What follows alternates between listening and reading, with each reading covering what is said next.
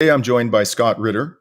Scott is a former U.S. Marine Corps intelligence officer whose service over a 20-plus year career includes tours of duty in the former Soviet Union, implementing arms control agreements, serving on the staff of U.S. General Norman Schwarzkopf during the Gulf War, and later as a chief weapons inspector with the UN in Iraq from 1991 to 1998.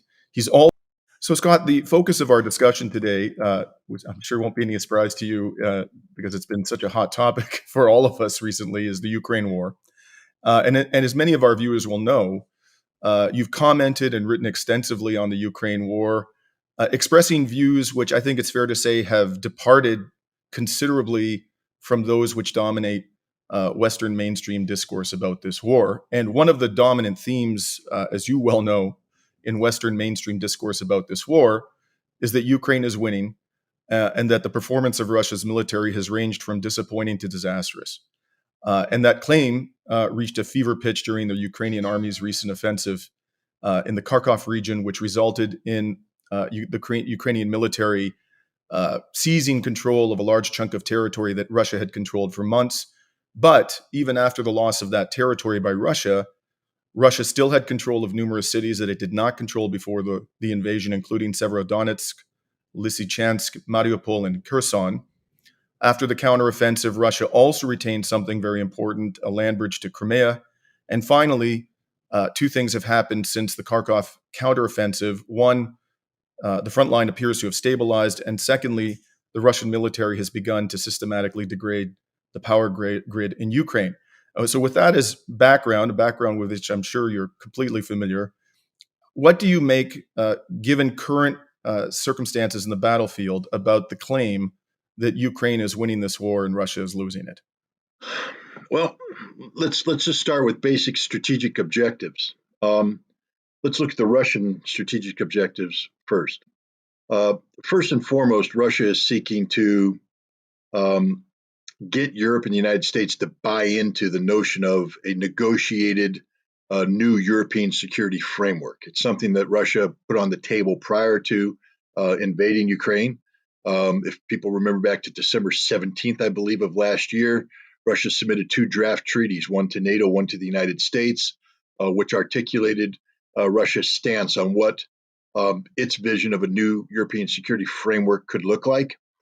They invited the West to read it and have a serious discussion about it, and they were ignored. Then Russia invaded Ukraine, and Russia has two objectives. One is the demilitarization of Ukraine. The other is the denazification of Ukraine. Demilitarization means the elimination of all NATO influence on the Ukrainian military, and denazification means just that, getting rid of everything that Russia considers to be related to the ultra-nationalistic ideology of Stepan Bandera and the white supremacist manifestations of that. Now, these are words that I'm not using. I mean, people go, well, Ritter, yeah, you're very good at Kremlin talking points. I'd advise people to go back and actually read the amendments put by the United States House of Representatives on Department of Defense appropriations legislation from 2015 up until just this year. They continuously forbid funds, U.S. taxpayer funds, being used to train the Azov Battalion, which is listed by the U.S. Congress as a white supremacist neo-Nazi organization. So anybody who wants to pretend that there isn't a Nazi problem in Ukraine, simply I refer you to Congress and its own legislation. The Russians believe that this is a big problem, and they want it eradicated. Now, why did I bring this up? Because Russia hasn't shifted gears at all. I mean, Russia's still saying we want a European security framework out of this, and we are adhering to our original objectives. Russia hasn't altered course at all. Ukraine, on the other hand, is saying that victory can only be achieved when Russia is evicted from all territory, including Crimea. I would say that Russia is closer to achieving its objectives than Ukraine is to achieving its objectives, which tells me Russia has the momentum, Russia has the initiative, and Russia has realistic objectives that can be attained. Ukraine doesn't. I mean, there's just literally no one on this planet besides maybe, um, I don't even think the Ukrainians believe it, that they're going to recapture the Donbass, that they're going to recapture Kherson, Zaporizhia, that they're going to recapture Crimea. This is fantasy. So you have one side that their objectives are fantasy based. You have another side whose objectives are, while difficult to achieve, are very realistic. So I'll go with the realistic side over the fantasy side as to who I think is going to prevail. Then we take a look at capabilities. For certain, Ukraine had a good September. There's no one that's going to debate that issue whatsoever. But at what cost? And what I mean by that is, in order to achieve this good September, Ukraine had to absorb billions, tens of billions of dollars worth of NATO equipment. It took months to do this. It took months to get people trained on this, to bring the equipment in, to match the equipment with the people, organize it, and bring it to the battlefield. And then in 1 month, Ukraine pretty much burned through everything. The casualties they've suffered have been horrific. They've lost the equipment, they've lost most of the manpower, and they're down to a position now where they're begging the West to help them reconstitute this capability.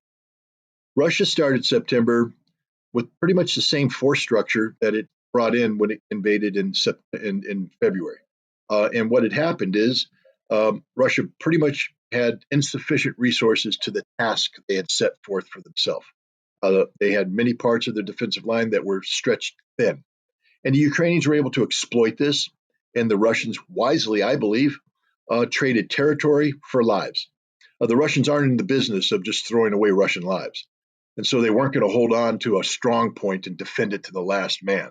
They were more than happy to withdraw, trade territory, save lives, consolidate their defensive positions, all the while inflicting what should have been prohibitive casualties on the Ukrainians, tens of thousands of losses. Meanwhile, while Russia is consolidating their lines, they're reinforcing. Vladimir Putin ordered the partial mobilization. 300,000 reservists have been called up. 87,000 of them are currently deployed into the Special Military Operations Zone. The rest are finalizing their organization into fresh combat units, which will give the Russians tremendous flexibility and operational capacity. So as Ukraine is shrinking its combat capability, Russia is increasing its combat capability. And then we take a look at strategic aspects of this conflict. I think the West made a mistake in misinterpreting Russia's soft approach to the special military operation, going in with fewer numbers than many people thought was necessary, and going in softer, not doctrinally, not using overwhelming firepower, not rolling through. In effect, trying to reduce civilian casualties and damage to civilian infrastructure. While the reduction of civilian casualties continues to be an objective of Russia, the day and age of saying we don't want to harm civilian infrastructure is over. Russia has taken the gloves off and has shown that it can close down Ukraine as a modern nation state anytime it wants to. It's degraded their electrical grid, their power grid. Ukraine has rolling blackouts, and the Russians are taking it easy. Russia could easily shut everything down, but they're not. They're making a point right now that they can do this damage. Meanwhile, Russia's just functioning as it is. And then we take it out a step further, because it's not just Ukraine that's suffering. You see, the West thought they were going to, A, deter Russian aggression, and B, compel Russia to stop its aggression by imposing massive economic sanctions. I think that's the word that was used. Unprecedented economic sanctions. I mean, we were told there were masterful economists, experts in energy security, that had solved the issue of how to shut down this gas station disguised as a nation. All we have to do is cut off their gas, their energy, and they're going to shrivel up and go away. Russia proved that the gas station actually knows more about global energy security than the West does. They flipped the script. Russia's not the nation suffering. Europe is suffering. The entire continent is suffering. America's suffering. What people are talking about, we have a couple weeks left of diesel fuel. I don't think people comprehend what that means when we run out of diesel fuel or we get such a shortage that the prices go through the roof. Because diesel powers the trucks that make the supply line work, that bring food to our stores at a reasonable price. And you start jacking up the price of the cost of transportation, it will be transferred to the consumer. And if you eliminate diesel potential to where transportation is frozen, nothing makes it market. Russia doesn't have this problem. So they've won that battle too. So across the board, from the big picture strategic aspect of the West supporting Ukraine to Ukraine's ability to sustain the conflict to what's happening on the battlefield, it's advantage Russia, advantage Russia, advantage Russia, advantage Russia. Russia's winning this war. Call it controversial, but that's my take. Now, you touched upon nuclear security framework, and this is a matter that should preoccupy us all, a matter of the utmost urgency, as I know you know. And the subject of nuclear war has come up repeatedly in the mainstream discourse since the special military operation began. And again, the predominant narrative in the West is that Russia is threatening to use nuclear weapons, and its government cannot be trusted to manage its massive nuclear arsenal responsibly. But in the years leading up to the special military operation, it was the United States and not Russia that withdrew from major arms control treaties. And as you've talked about oftentimes, in 2002, the Bush administration withdrew the US from the Anti Ballistic Missile Treaty. In 2008, the Trump administration withdrew the US from the Intermediate Range Nuclear Forces Treaty. And in that same year, the Trump administration withdrew the United States from the Joint Comprehensive Plan of Action with Iran, also known as the Iran nuclear deal. And I'd like to know your thoughts, Scott, on the importance of those treaties to global nuclear security and whether the United States government, in your opinion, had any valid reasons to withdraw from any of those treaties. Well, let's just start with first principles. Here we are, 2022, and we have a bunch of people running around as if they've invented the concept of nuclear security and a nuclear-based muscle flexing.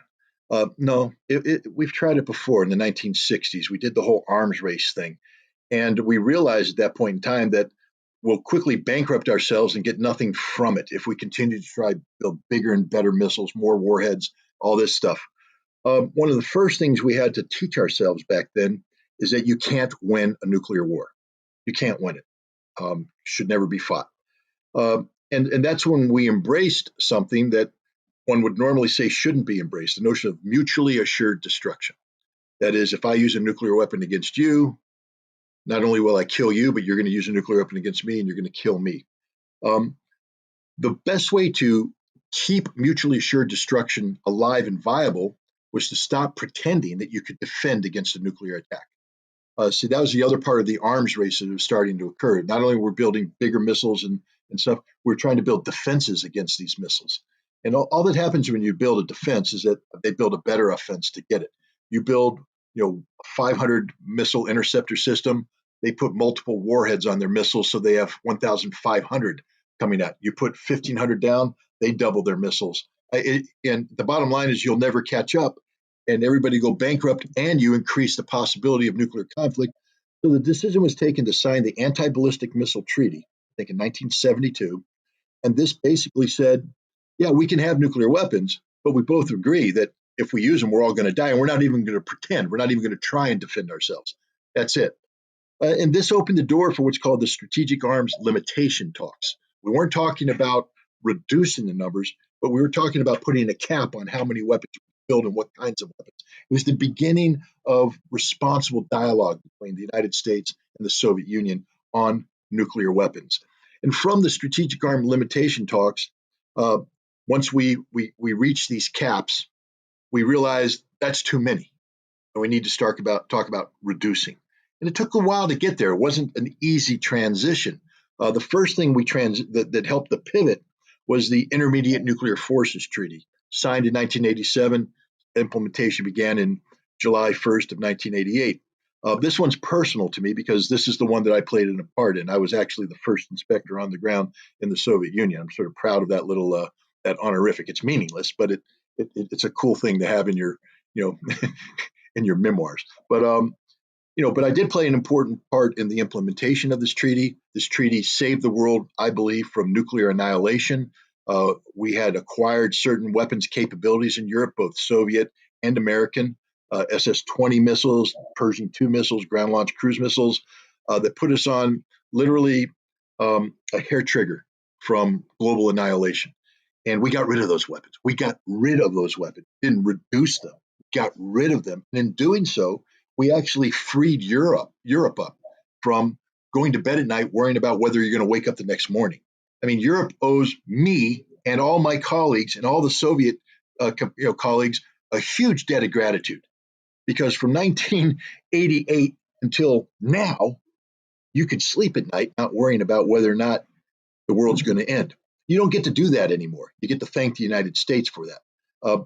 Then after that came the START treaties, strategic arms reduction treaties, where we actually started talking about reducing the strategic arsenals, the big boomers. But this stalled. Why did it stall? You see, we could have these negotiations with the Soviet Union because we respected them.